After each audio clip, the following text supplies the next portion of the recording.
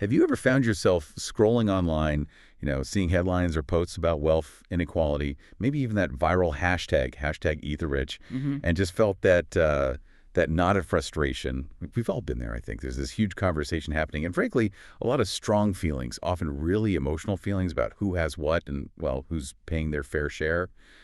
But here on the deep dive, we're not here to take sides in that argument. Instead, we're going to take this stack of sources we have about wealth inequality and really try to see what's actually going on beneath the surface. That's right. Our mission today is really to cut through all that noise, to dig into the actual data, the insights from these articles, and really get a handle on not just what's happening with wealth distribution, but why it matters to you and, the broader economy. And one of the core questions that kind of jumps out from our source material is this. Is taxing the rich really the silver bullet that many hope it is? Or are there maybe deeper factors at play here? Less obvious things driving this inequality? Okay, yeah, that feels like the perfect place to jump in. So let's unpack that first big question. According to the data in these sources, are the rich actually paying their fair share of taxes in the U.S.? Well, it's a really deeply ingrained belief for a lot of people that they aren't. But the data we looked at might actually surprise you. For instance, back in 2021, the top 1% of Americans, they paid over $1 trillion in federal income taxes.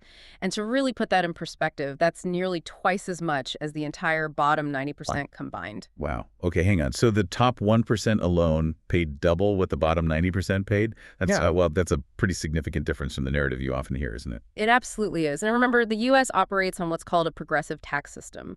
Basically, higher earners pay a higher percentage of their income. Our sources highlight that the top 1%, they earn about, 22.4% of the total income, but they actually contribute over 40% of all federal income taxes. Huh. That's fascinating. So earning about a fifth of the income, but paying almost half the federal income taxes, it really makes you wonder then, if these numbers are fairly clear, why is the public perception so often, well, the opposite? That is precisely the puzzle, yeah. And to illustrate this even more, the bottom 50% of earners, according to this data, they pay only about 3–4% of their income in taxes. And when you look at the top 10%, and this isn't just, billionaires, this includes lots of high-earning professionals we see every day, like doctors, engineers, successful small business owners, they collectively pay a staggering 72% of all federal income taxes. 72% from the top 10%. Yeah. So that common idea, that misconception that the rich aren't contributing, it just doesn't really hold up when you look at the numbers. They are, in fact, funding the vast majority of federal programs, according to this analysis. Okay, so if the numbers tell us that story, showing this pretty surprising level of tax contribution, then why does the public resentment persist so fiercely? Why does that sort of eat the rich sentiment feel so powerful? This is where our sources kind of shift gears, right? They delve into something maybe more fundamental, the way our own brains might be misinterpreting the situation. Here's where it gets really interesting. Exactly. This is where psychology comes into play, and the articles dive into several biases that, often cloud our judgment. First, there's something called the availability heuristic. Just think about it. Yeah. What grabs attention online? Yeah. What gets clicks and shares? It's not the quiet, everyday successes, right? It's the flashy stuff, the extravagant displays of wealth. We see these constant images, luxury cars, huge mansions on social media, and our brains kind of taking a mental shortcut, mistakenly assume everyone rich lives like that. And that leads us to overestimate the actual level of inequality. It's like judging a whole forest just by looking at its tallest, flashiest trees. That makes so much sense. Yeah. Our perception gets skewed by what's most visible, not necessarily what's most typical. What else gets in our way, according to the sources? Well, then there's zero-sum thinking. This is that false belief that the economy is like a fixed pie. If one person gets rich, someone else must have gotten poorer because of it. It assumes wealth can't be created, only redistributed. Like if your friend wins the lottery, you might instinctively feel like, oh, that's less for everyone else, even though their gain didn't directly take anything from you. Right. The idea that it's a competition where one person's win is automatically another's loss. Yeah. And isn't there something, too, about how our brains just sort of expect things to be equal, or maybe fair in a simple way? Exactly. That's the fairness heuristic. Our brains have this sort of default expectation of simple equality. Like if you have 1% of the population, they should own 1% of the wealth. It feels intuitively fair, but that just doesn't align with how innovation works or how capitalism, for better or worse, tends to function. Success and value creation can lead to pretty disproportionate gains sometimes. And what's really fascinating here, and honestly a little chilling, is a key study mentioned in the source material. It found that envy, not really compassion, seems to motivate most of the support for taxing the rich. Even when participants were shown that certain policies would actually hurt the poor, they still chose punitive tax policies, policies that made everyone worse off, just as long as they reduced the wealth of the rich. Wow.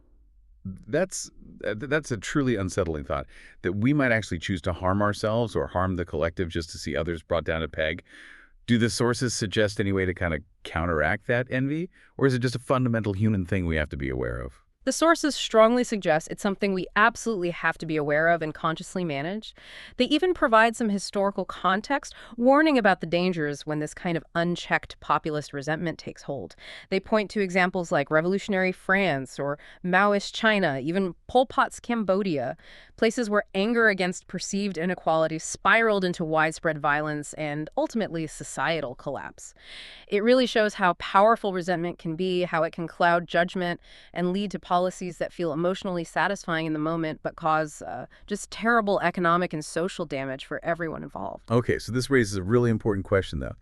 If these feelings, these sentiments are often misguided, maybe rooted in biases or even envy, then what is actually driving the inequality we see? What are the real structural forces at play, going beyond just who pays what in taxes? Yeah, the articles identify several really deep-seated structural economic forces. The first one is inflation and monetary policy. Inflation is often described as a kind of hidden tax, right? It silently eats away at the value of cash, the purchasing power of your wages. But crucially, when governments print more money or inject liquidity, that new money often flows into financial markets first, into assets like real estate and stocks, before it really trickles down into the broader economy. This drives up asset prices, what they call asset inflation. And who primarily owns these assets? Well, it's mostly those who already have significant wealth. There's a critical detail mentioned. The top 10% of Americans own something like 93% of U.S. financial assets. Meanwhile, the bottom 50%, they own just 1%. 93% versus 1%. So inflation isn't just making groceries more expensive. It's actively widening that wealth gap, making the rich richer on paper, while the rest of us feel poorer in real terms. It really does sound like a stealth tax, like you said. Are there other big, maybe hidden factors like this that the sources point to? Things that really deepen the divide? Absolutely. Another huge one is globalization, specifically the offshoring of manufacturing jobs, moving them to countries like China. This has, frankly, decimated many U.S. industries and really hollowed out parts of the American middle class over the last few decades. One statistic cited is the China shock. It's estimated to account for something like 60% of manufacturing job losses between 2001 and 2019. And the problem wasn't just the job losses, it was that many of those displaced workers weren't easily absorbed into other, better paying jobs. That just deepened the inequality gap. And then finally, the sources talk about regulations and debt. Excessive regulation, too much red tape can stifle economic growth and productivity. It makes it harder for businesses to start up, to innovate, to create jobs, and ultimately for wages to rise across the board.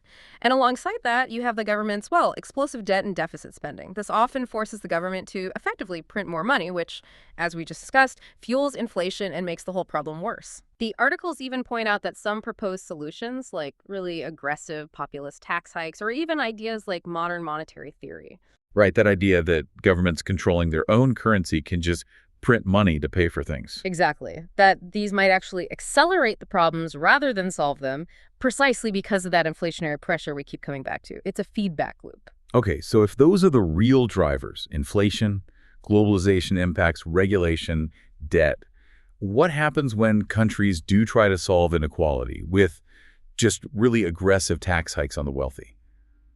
Does that actually work? Or do those policies, as the sources suggest, kind of miss the mark? Well, the evidence presented suggests it often backfires, sometimes spectacularly. Globally, there's a projection mentioned. Something like 142,000 millionaires are expected to relocate in 2025 alone. Just pack up and move. And our sources highlight the UK as a prime example here. It used to be a real magnet for wealthy residents, right? But after they imposed some pretty aggressive new tax laws, income tax rates hitting 45%, capital gains tax at 24%, even a 40% inheritance tax that applies to global assets, well, now the UK is actually leading the world in millionaire outflows. They're leaving. Wow, that's a stark reversal. Leading the world in people leaving because of taxes. So what's the consequence then? What happens to a country when it starts losing its high net worth individuals like that? The result, according to this analysis, is often a shrinking tax base. Fewer high earners means less tax revenue overall. You also see a loss of innovation, investment, and job creation that these individuals often bring.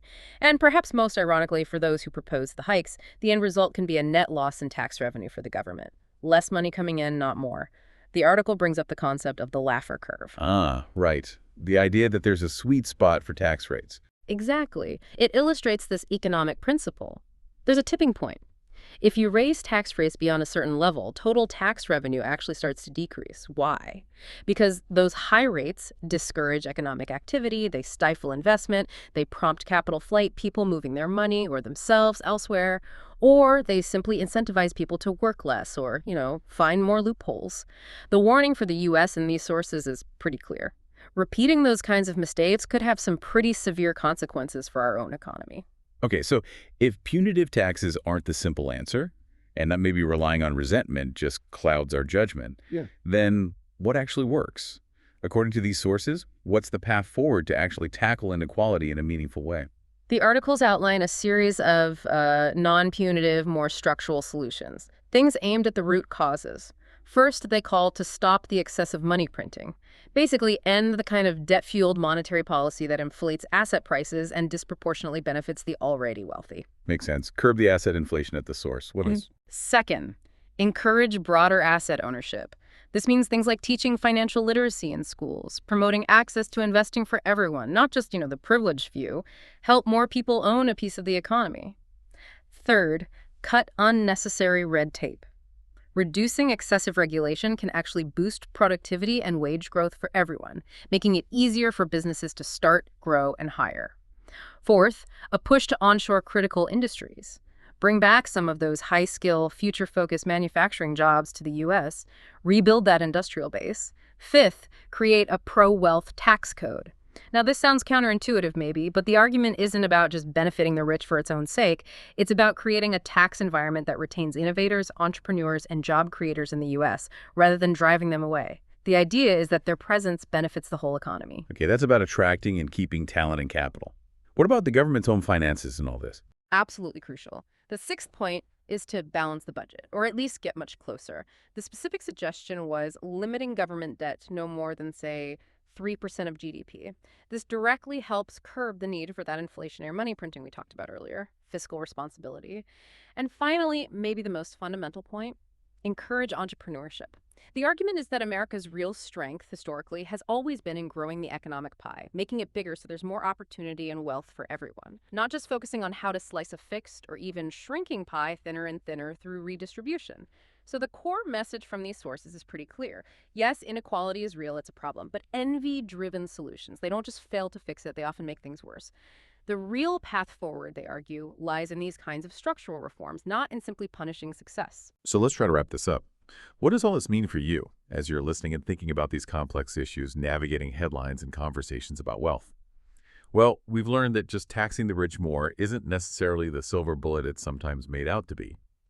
In fact, according to the analysis we looked at, it can actually backfire, potentially hurting the economy by driving away capital and even reducing overall tax revenue. We've also seen how our own minds, with these deep psychological biases like envy, can sometimes lead us toward policies that feel satisfying or fair on the surface, but are ultimately ineffective, maybe even self-defeating. Yeah, and if we connect this back to the bigger picture, the root causes of inequality seem to be far more complex than just tax rates. They're deeply tied to things like globalization, the way monetary policy fuels asset inflation, and the burden of regulatory overreach. So what seems to be truly needed, based on this perspective, is a combination of things. Education, especially financial literacy, fundamental economic reforms addressing those structural issues, and maybe a more pro-growth agenda that focuses on lifting more people into asset ownership and broadening opportunity for everyone. So as you think about all this, maybe here's a final thought to consider, something to mull over. In a world that's rightly grappling with questions of economic fairness, is our focus truly on creating more wealth and more opportunity for everyone? Are we focused on fostering the innovation and growth that could lift all boats?